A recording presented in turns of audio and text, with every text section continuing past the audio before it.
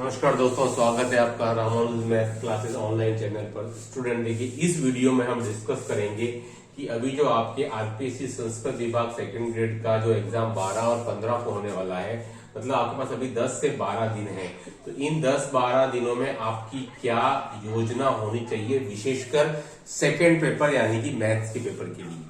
Student, जहां तक मुझे लगता है कि आपको अब जीके पढ़ने की आवश्यकता नहीं है। जो स्टूडेंट गंभीर रूप से तैयारी कर रहे हैं संस्कृत डिपार्टमेंट के एग्जाम के लिए, ठीक है, उनके लिए स्टूडेंट ये वीडियो है खासकर। और जो ये सोच रहे हैं भाई जाकर के दिए आएंगे, तो स्टूडेंट उनके लिए कोई खास फायदा नहीं होने वाला इस वीडियो से।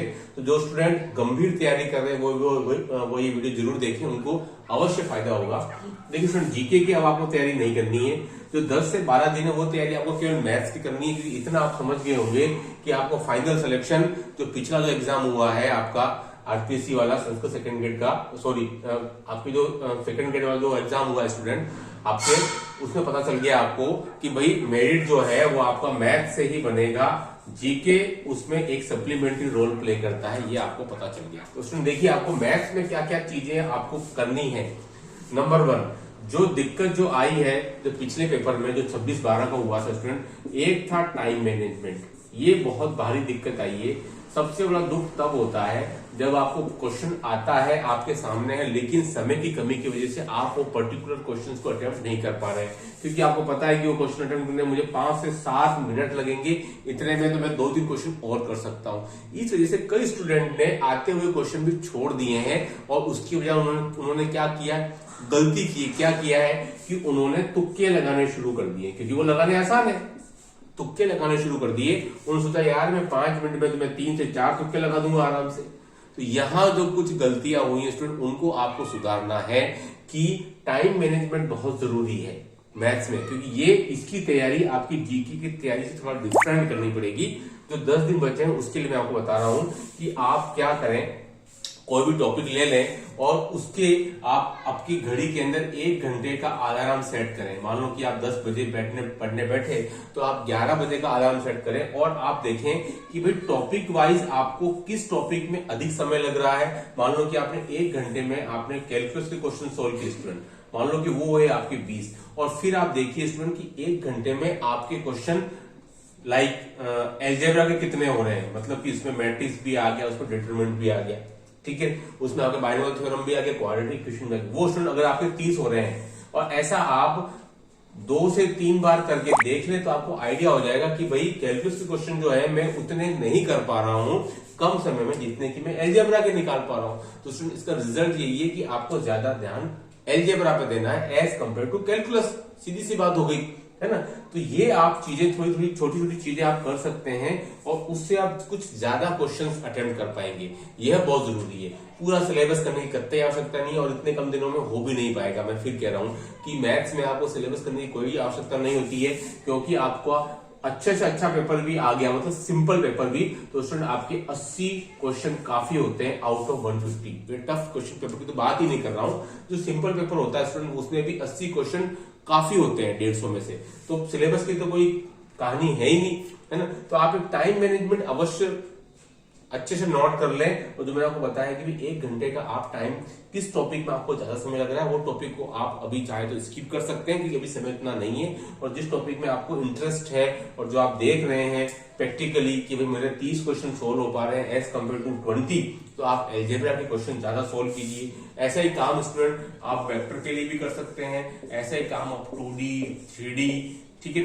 और स्टूडेंट आप बहुत सारी चीजों के लिए आप ये टाइम मैनेजमेंट करके जाइए, ये बहुत जरूरी है। मैंने देखा बहुत से स्टूडेंट टाइम मैनेजमेंट नहीं करते हैं, ठीक है, तो उनको पता ही नहीं चलता है कि भी उनका स्पीड क्या है, और फिर वो एग्जाम में क्वेश्चन ड्रॉप करने पड़ते हैं, स्किप करने पड़ते हैं, तब बहुत दुख होता है, ठीक है। तो स्टूडेंट ये टाइम मैनेजमेंट का आप विशेष ध्यान रखें, क्योंकि अगर आप ये करते हैं तो आपको ज्यादा क्वेश्चन और सही क्वेश्चन अटेम्प्ट कर पाएंगे।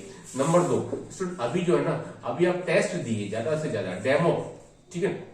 आप स्टूडेंट अभी ज्यादा से ज्यादा टेस्ट देते रहिए। 2 घंटे का टेस्ट दे दिया, 3 घंटे का टेस्ट दे दिया। आप आरपीसी के जितने भी पुराने पेपर है उनको आप एक बार सोल्व करिए वापिस, ठीक है। टेस्ट देना बहुत जरूरी है। आपको ऐसा यूज टू हो जाए कि भाई ये तो हमारे रोज का काम है, हम रोज घर पे टेस्ट देते हैं, एज इट इज जहां सेंटर मिलेगा वहां टेस्ट देंगे। तो इसमें क्या होगा, इससे आपके अंदर का जो तनाव है ना वो बिल्कुल कम होगा कि यार ये मैं रोज देता हूं, आज कौन सी नई बात है। है ना। तो आप डेली आप 2 से 2.5 घंटे का स्टूडेंट आप डेली टेस्ट दे लें 2.5 घंटे का, है ना। 2.5 घंटे निकालिए, आप रैंडमली कोई भी क्वेश्चन सिलेक्ट कर लीजिए। ऐसा सैनिक बुक से आपको पढ़ना है 11th-12th का मैटर, तो वहां से आप 10-10 क्वेश्चन हर टॉपिक को सिलेक्ट कर लीजिए और आप 2.5 घंटे आप निकालिए घर पर एज इट इज, जैसे कि आप पेपर देते हैं। तो आपको वो यूज टू हो जाना है, उसी टाइप का एनवायरमेंट आपको फील करना है जैसे कि भाई आप पेपर में करते हैं। आपको उठना नहीं है, फोन बजता रहे कोई बात नहीं, तो आप ऐसे यूज टू हो जाएंगे। तो मेरे ख्याल से स्टूडेंट आप 3 से 5 क्वेश्चन जरूर आपके बचा लेंगे,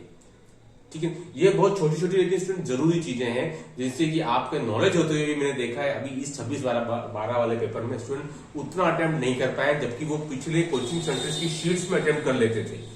सर मेरे वहां मैसेज आते थे, मेरे वहां 80-90 क्वेश्चन अटेम्प्ट करता था, लेकिन इस बार मैं 50-55 ही कर पाया हूं।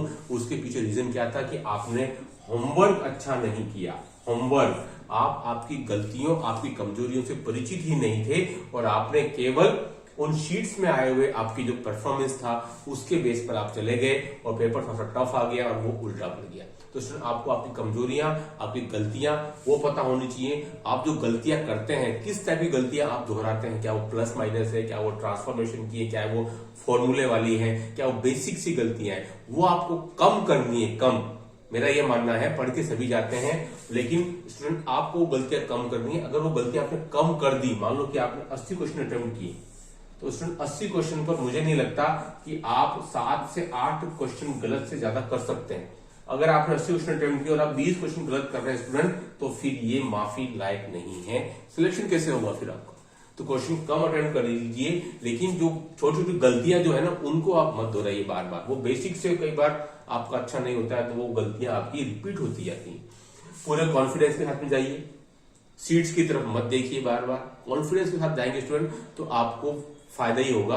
बहुत सी चीजें आप एग्जाम में जाकर भूल जाते हैं, कॉन्फिडेंस वहां आपका बहुत ज्यादा काम करने वाला है, ठीक है। ये मत सोचिए कि यार सीट्स क्या है, कम है, घुमाते हैं, जयपुर सेंटर आया है, उदयपुर आया है, जोधपुर आया है, बढ़िया जगह है, घुमाएंगे।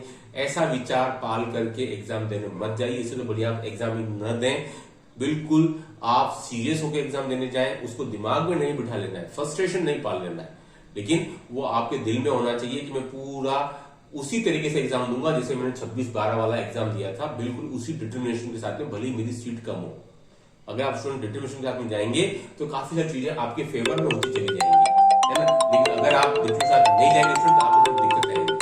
तो आज की वीडियो में इतना ही। डू लाइक शेयर सब्सक्राइब करें। ओके, थैंक्स, धन्यवाद।